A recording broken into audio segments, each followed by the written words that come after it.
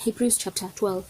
Therefore, let's also, seeing we are surrounded by so great a cloud of witnesses, lay aside every weight and the sin which so easily entangles us, and let's run with perseverance the race that is set before us, looking to Jesus, the author and perfecter of faith, who, for the joy that was set before him, endured the cross, despising its shame, and has sat down at the right hand of the throne of God.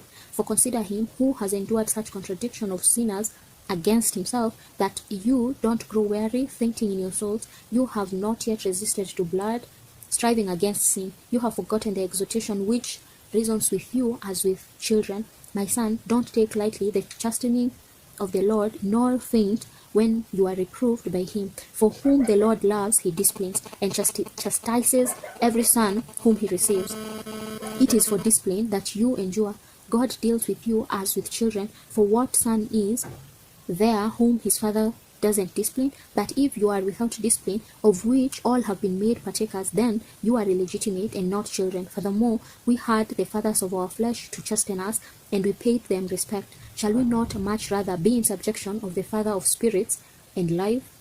For they indeed for a few days disciplined us, as seemed good to them, but he for our profit, that we may be partakers of his holiness. All chastening seems for the present not to be joyous, but grievous, yet afterward it yields the peaceful fruit of righteousness to those who have been trained by it.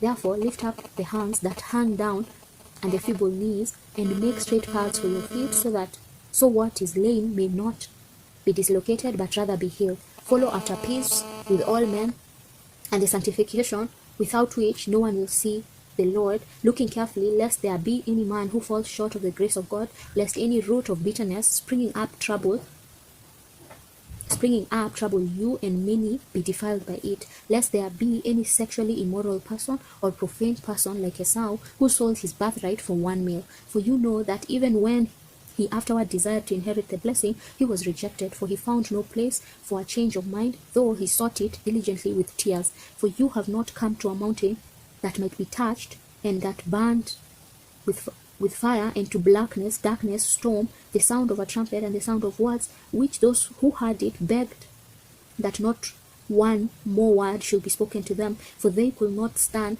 that which was commanded. If even an animal touches the mountain, it shall be stoned. So fearful was the appearance that Moses said, I am terrified and trembling. But you have come to Mount Zion, and to the city of the living God, the heavenly Jerusalem, and to innumerable multitudes of angels, to the festal gathering and assembly of the firstborn who are enrolled in heaven, to God the judge of all, to the spirits of just men made perfect, to Jesus the mediator of a new covenant, and to the blood of sprinkling that speaks better than that of Abel.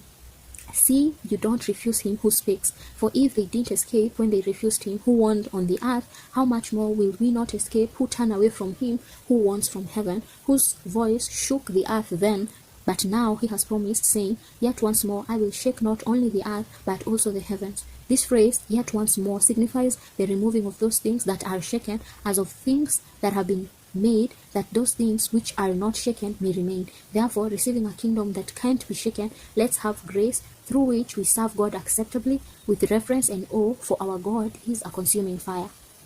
Amen.